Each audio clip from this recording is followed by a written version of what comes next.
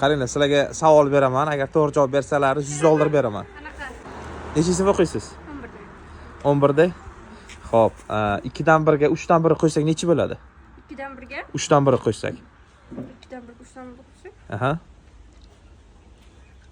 Bola qatnashasizlarmi yo'qmi? Boshqa savol bering. $100 savol. Matematikman deyman, blogerman. Matematikada bermang. O'rgataymi?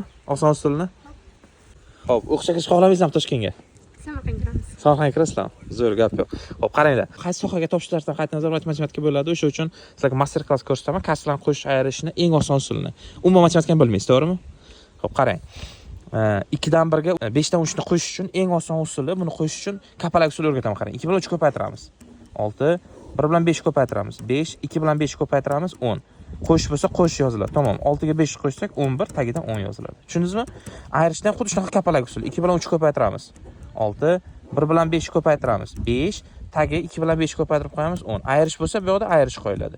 5 dan 6 ni ayirsak, kichkina sondan katta sonni ayirganimiz uchun -1. Pastda 10. Ko'paytirishda eng oson usul qaranglar. 1 ni 3 ga ko'paytiramiz. 3, 2 ni 5 ga ko'paytiramiz 10. Tamom yoziladi. Bo'lishda bo'lsa, eng oson usul stretka bo'lar mana. 1 ni 5 ga ko'paytirib bosib qo'ying. 1 ni 5 ga ko'paytirib bu yoqqa yozamiz. 5 bo'ladi. 2 ni 3 ga ko'paytirib bu yoqqa yozamiz. 6. Tushundingizmi? Ko'paytirib yozamiz. O'rgandingizmi? Qalay o'rgatar ekanman? Endi bitta ana shundan savol beraman. Agar yaxshi o'rgangan bo'lsangiz pul beraman. To'g'ri javob topsangiz. Qarang. 2 ga. Ana shuni javobini topib bering qani menga. Qani? 2 dan 1 ga qo'shamiz, o'rtasini shu ko'paytiramiz 2 dan 1 ga. Ha, o'rgatganim bo'yicha. Topinglar chiqqan mashg'ulotlarim. Men qaysi maktabga kelganman o'zi? Ana, siz repetitormisiz? Ha, repetitorman. Qayerda o'tasiz? Toshkentda. Borasizlarmi? Boramiz. Shu yerda oching. Ha, nasib xo'p. Nima qilyapsiz? Ko'paytiramiz ikkalasini? Pullik bo'lmaydi agar o'rgatsam. Mayli. Maylimi o'rgataymi?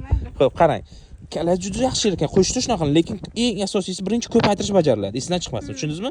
Ko'paytirishda mana bu ikkalasini birinchi ko'paytira oling. 3 dan 1 ni 2 dan 1 ga ko'paytirsangiz, 1 1 ga ko'paytirasiz. 1, 2 ni 3 ga ko'paytirsangiz 6. Tushundingizmi? Ko'paytirib oldingiz. Ana endi bunga chiqqan javobiga, mana bu chiqqan javobiga mana buni qo'shishingiz kerak. 2 dan 1 ga qo'shasiz. Buni qo'shish nima edi? Kapalak usuli. Buni bunga ko'paytirib, molodez, mana bu yerda 2, buni bunga ko'paytirasiz 6, 2 ni 6 ga ko'paytirsak 12, qo'shib bo'lsa qo'shib qo'yiladi. 2 ga 6 ni qo'shamiz 8, tushundingizmi? Pastda 12 ana. O'rgandingizmi? Xo'p, past-pastga qo'yish esdan chiqmasin. Rahmat sizlarga.